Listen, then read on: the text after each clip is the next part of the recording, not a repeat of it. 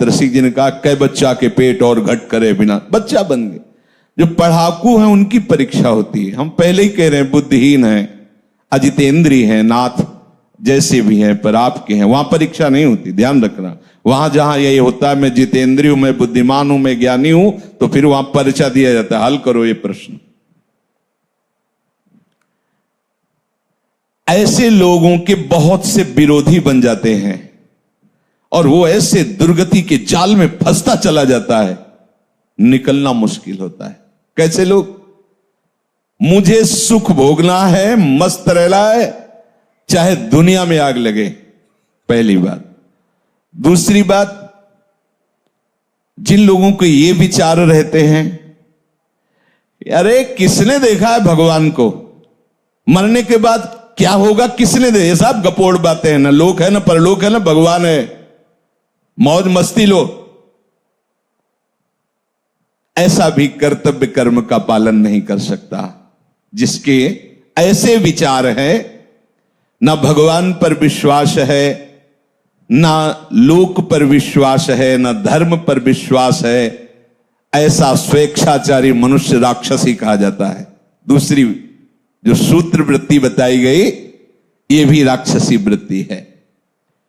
यह किसी भी पाप कर्म में उतर सकता है, जैसे ऊपर वाला भी ऐसे दूसरा भी, क्योंकि ना भगवान का भय है, ना उससे शास्त्र का भय है।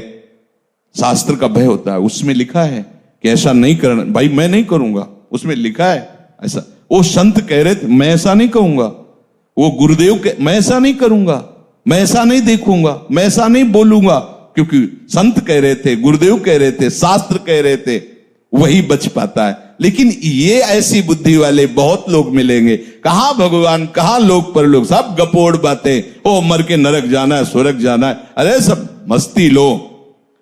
ऐसा मनुष्य स्वेच्छाचारी हो जाता है, किसी भी पाप कर्म में वो भयभीत नहीं होता। बुरे कर्म का फल परलोक में जाके दुख भोगना सब गपोड़ मानता है, सब गप है, कहीं कोई नहीं। ऐसे जो भाव वाला होता है वो प्रगट में और छिपकर दोनों प्रकार से भरपूर पाप कर्म ही केवल करता है। ऐसे लोगों के संग से भी बचना चाहिए, जिनका भी परिचय दे रहे हैं। जो लोग अपने अस्तित्व को मिटा देते हैं पाप कर्म में, उनके अंदर विवेक नहीं रह जाता, बुद्धि नहीं रह जाती। बहुत ही नीच कोटि, मतलब शब्द ही नहीं उनके लिए।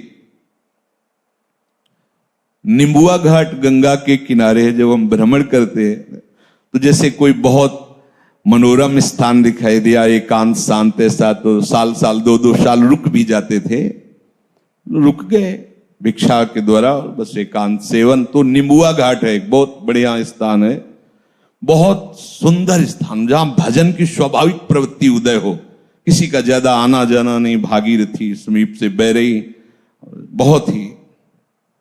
तो वहां 20-20 किलोमीटर लगभग दूर गांव होंगे, तो वहां से एक ब्राह्मण आते थे, तो कभी कोई प्रश्न करते तो भगवत कृपा से ऐसे सहज में ऐसे उत्तर, कोई प्रवचन नहीं, ऐसे 1-2 ऐसे बैठ। तो उनकी बड़ी श्रद्धा बढ़ी, तो एक बार वो अपने परिवार को लिवा के लाए, तो साथ में उनकी बेटी भी थी जो नवयुवती थी, तो ऐसे पूरी जली हुई थी, ऐसे पूरी, ऐसे यहां से ऐसे बड़ी सुंदर आकृति पर इधर से जली हुई। तो स्वाभाविक प्रश्न उनका, ये जन्म से ऐसा है इस बच्ची के, या? उनका नहीं महाराज,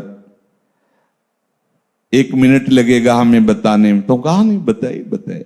बोले भगवत कृपा से हमारे पास सब कुछ है, जमींदारी रही बाप बाबा से, तो खूब धन संपत्ति है।